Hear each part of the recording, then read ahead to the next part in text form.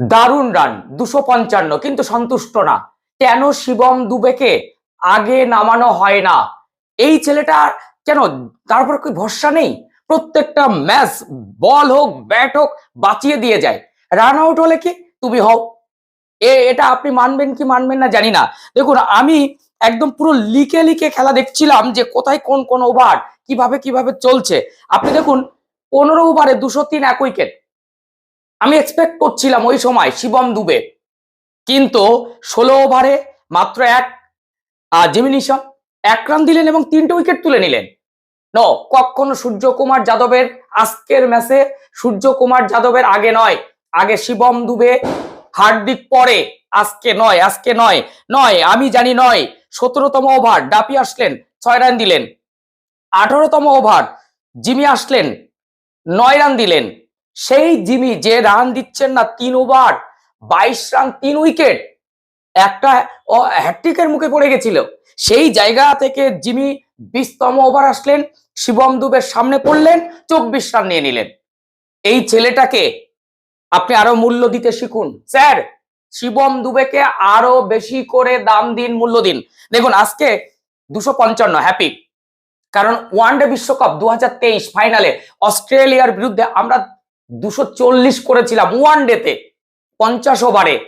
আজকে কিন্তু আমরা ব্যাক টু ব্যাক 250 প্লাস করলাম, 253। আজকে কিন্তু সেটা 255 হয়ে গেল সেমিফাইনাল ফাইনাল। অবশ্যই অবশ্যই আবারও প্রণাম জানাবো, একদম সেলুট জানাবো পরপর ব্যাটসম্যান সঞ্জু স্যামসন। 33 বলে 50 করলেন, কিন্তু যার জন্য আজকে ম্যাচটা পুরো এদিক ওদিক হলো।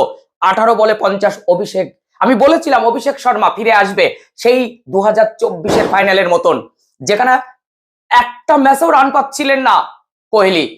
সেই বিরাট কিন্তু বিরাটত্ব দেখিয়েছিলেন ফাইনালে। আজকে একটা নয়, সঞ্জু অনেকগুলো রেকর্ড করলেন। দেখুন, মাত্র মাত্র 46 বলে 89 স্যাক্রিফাই করলেন, যে একটা দুটো বলে নষ্ট করলেন না, সেঞ্চুরি পরপর পরপর 3টে ম্যাচে হাতছাড়া করলেন। দেখুন, এই জায়গা থেকে বলবো এখনো পর্যন্ত বিরাট কোহলির ফাইনালে সব থেকে টি-20 বিশ্বকাপ ফাইনালে সব থেকে বেশি 77 রান ছিল, সেটাকে টপকে গেলেন। মাত্র মাত্র এই কয়েকটা ইনিংস খেলে তিনি কিন্তু এই টুর্নামেন্টের সেকেন্ড হাইয়েস্ট স্কোরার হলেন। আমি এখানে বলবো, দেখুন, অভিষেক শর্মা 18 বলে 50, ঈশান কিষান ওফ, দারুণ দারুণ দারুণ বলবো কি কি বলে বিশেষ, মানে কি বিশেষণটা দেব। 23 বলে 50 করলেন, এটা কিন্তু ভীষণ। কিন্তু হার্দিক আজকে কিন্তু 13 বলে 18। আজকে সূর্যকুমার যাদবের শটটা ভালো ছিল না। দেখুন, প্রপার ক্রিকেটীয় শট সামনে মেরে কিন্তু শিবম দুবে 6-4 বার করে। তাকে আমরা কি বলি? 6 হিটার মেশিন। আপনি এইরকম ম্যাচে 6 হিটার মেশিনকে কাজে লাগাচ্ছেন না। আজকে তো সুযোগ ছিল 280, সব রেকর্ড ভেঙে দেওয়ার। তবুও নরেন্দ্র মোদী স্টেডিয়াম আহমেদাবাদ আজকে কিন্তু রেকর্ড করলো ইন্ডিয়া। এখন দেখার ভারতের বোলাররা কিভাবে আটকে রাখতে পারে। দেখুন, সেমিফাইনালে ওয়াংখেড়ে স্টেডিয়াম, ছোট মাঠ ছিল, চেস করতে সুবিধা হচ্ছিল। আজকে কিন্তু ডিউ প্যাক কাজ করবে কি? স্প্রে সরানো হয়েছে ঠিকঠাক করে, তবে 256 এই রানটা কিন্তু মুখের কথা নয়। এই রানটা কিন্তু মুখের কথা নয়। নিউজিল্যান্ডের পক্ষে এটা সম্ভব হবে কি? আমার তো মনে হয় না। সেই জায়গা থেকে আমরা যদি একটু ওভার পিছু দেখি, তাহলে আমরা দেখব পাওয়ার প্লেতে 92 নো লস। সেই সময় অভিষেক শর্মা 18 বলে 50 পেরিয়ে গেছেন। 8 ওভারে 100, মানে 8 ওভারের মধ্যে 10 ওভারে 127, এক উইকেটে। সেখানে আমরা দেখলাম 15 ওভারে 203 এক উইকেট, কিন্তু শেষ 16, 17, 18, 19 ভারতকে কিন্তু বেগে ফেলে দিয়েছিল। কিন্তু শেষ ওভারে জিমিকে, যে সেরা বোলার আজকের ম্যাচে সেরা বোলার তাদের দিক থেকে, নিউজিল্যান্ডের দিক থেকে, সেই জিমিকে কিন্তু আবার দুঃস্বপ্ন দেখিয়ে দিলেন। আর সেটা দেখালেন 6 হিটার মেশিন। আবারও বলছি, আবারও বলছি, এই ম্যাচ ঘুরিয়ে দেওয়ার যদি কেউ নায়ক হয়ে থাকেন, তাহলে আজকে কিন্তু আবারও Shivam Dubey.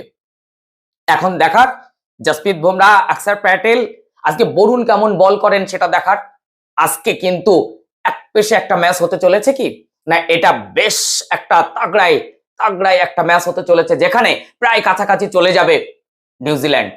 Back to back 2024-এর পর ব্যাক টু ব্যাক 2026 টি-20 ওয়ার্ল্ড কাপ জিতে, রবিবারে ফাইনাল ম্যাচ জিতে, নরেন্দ্র মোদী স্টেডিয়ামে ফাইনাল জিতে, আজকে কি সত্যি ভারত সব রেকর্ডকে পেছনে ফেলে নতুন রেকর্ড গড়বে? আজকে সত্যি কি নিউজিল্যান্ড টসে জিতে ভুল সিদ্ধান্ত নিল? সব দেখা যাবে। সেকেন্ড হাফ এক্ষুনি শুরু হবে, খুব মন দিয়ে দেখুন। আমি মোটামুটি কিছুটা স্কোর বলে দিলাম, এরপর ফাইনালে জিতলে তারপর আমি সেই ভিডিওতে টোটালটা বলে দেবো। তবে আপনার কোথায় কোথায় মনে হয়েছে যে আজকে ভুল সিদ্ধান্ত নেওয়া হলো ব্যাটিং লাইন আপে?